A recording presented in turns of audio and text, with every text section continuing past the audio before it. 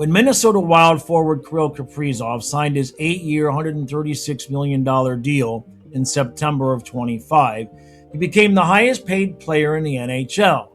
Now, for a guy who was drafted in the 5th round, turning yourself into a player who consistently scores more than 40 goals a season is obviously an achievement.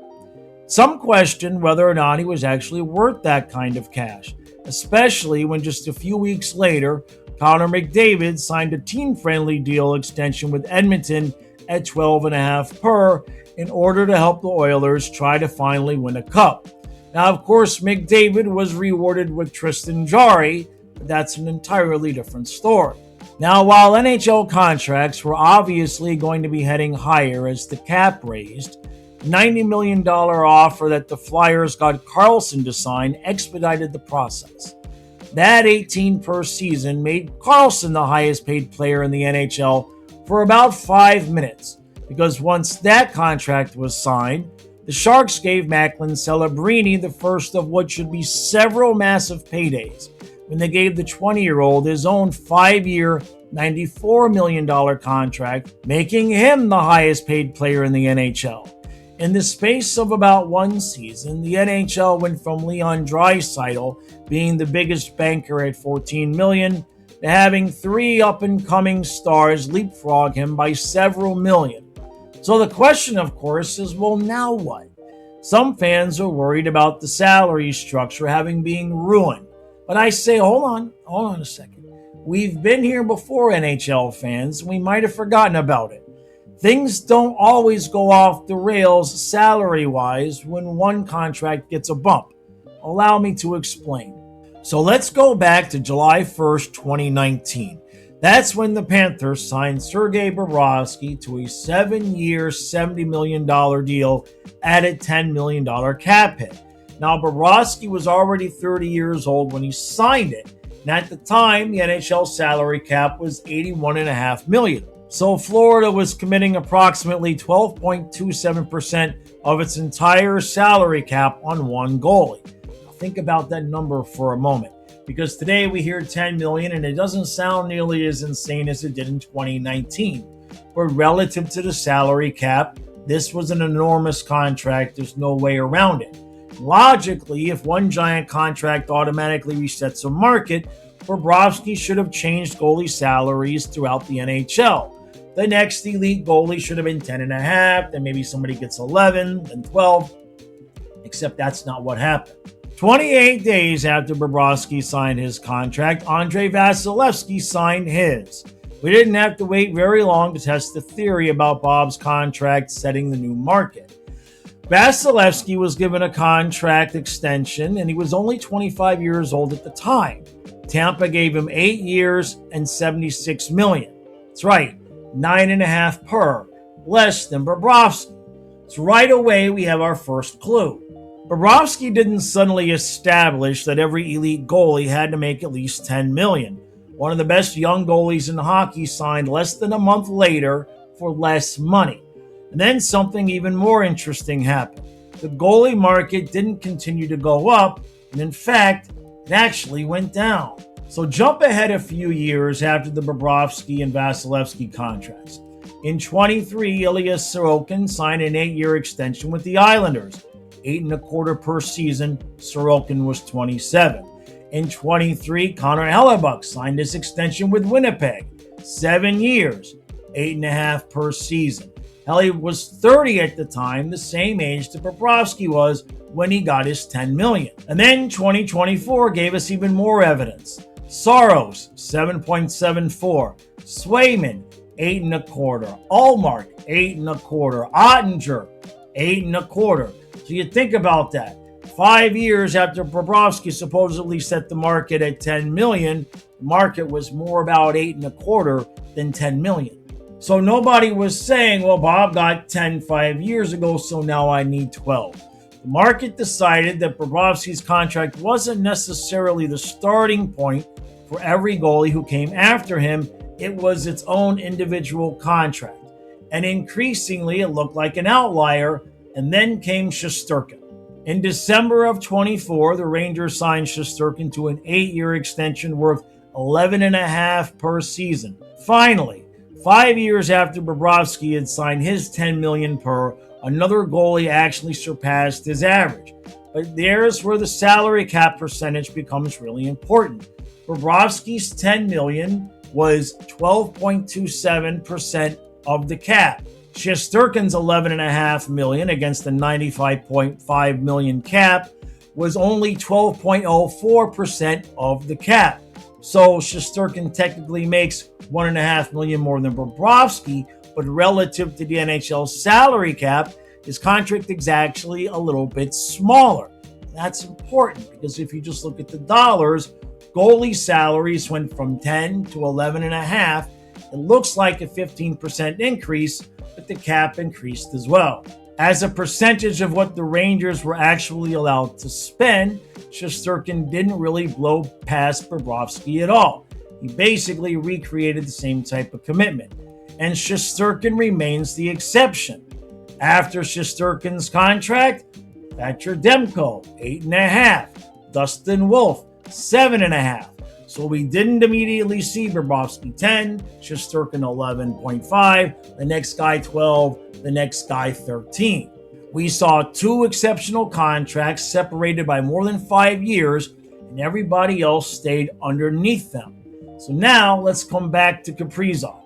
And this is where I think what's happening with the forwards becomes even more interesting. In September of 25, Minnesota signs Kaprizov to the $136 million deal, 17 per season. And immediately everybody starts doing the math. If Kaprizov gets 17, what's McDavid going to get? What's Kucherov going to get? What are any of the regular superstars in the league going to get? And suddenly, are we heading towards 20 million per? But look at what actually happened next. The contracts after Kaprizov. McDavid signs for 12.5. Now, obviously, McDavid is a special circumstance because he deliberately took less money. So I'm not going to pretend that the 12.5 represents McDavid's value. Clearly doesn't. But then, the contracts after that, Kyle Connor, 12 million. Jack Eichel, 13.5. Logan Cooley, 10. Nietzsche's, 11.5. Kempe, 10.6. Dorofeev, 11. Hischier, 11.7. And then later on, Jason Robertson at 12. So we had a lot of significant forward contracts signed after Kaprizov, and none of those guys said, hey, if Kaprizov got 17, therefore I get 17 as well.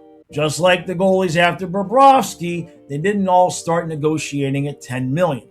But then Leo Carlsson happens. Now, this is where somebody arguing against me is going to have an obvious point.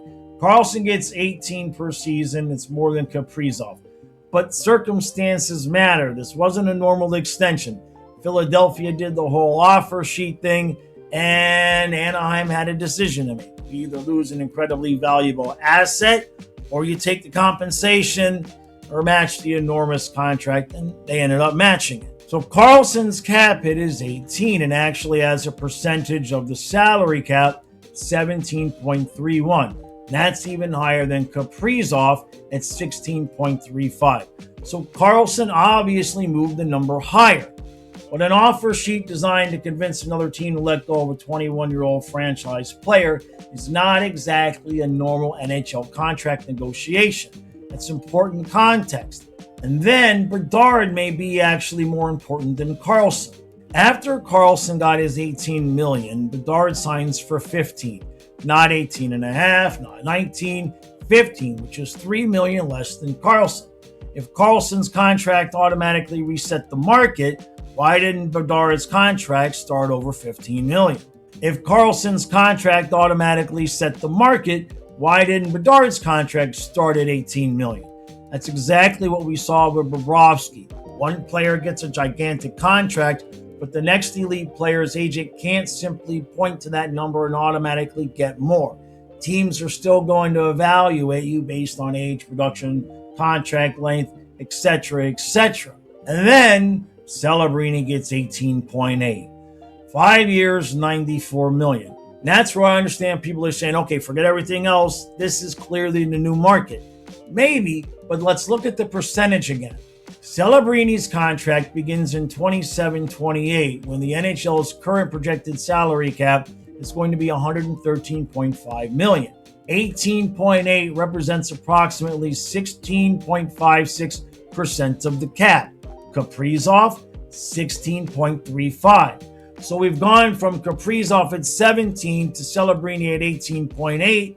It's an extra 1.8 per year, but the percentages on the cap are basically the same. So now let's circle back to Bobrovsky. Bobrovsky signs for $10 million.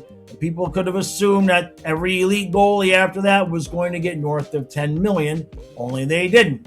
Vasilevsky, Hellebuck, Sorokin, Swayman, Ottinger, Ullmark, Soros.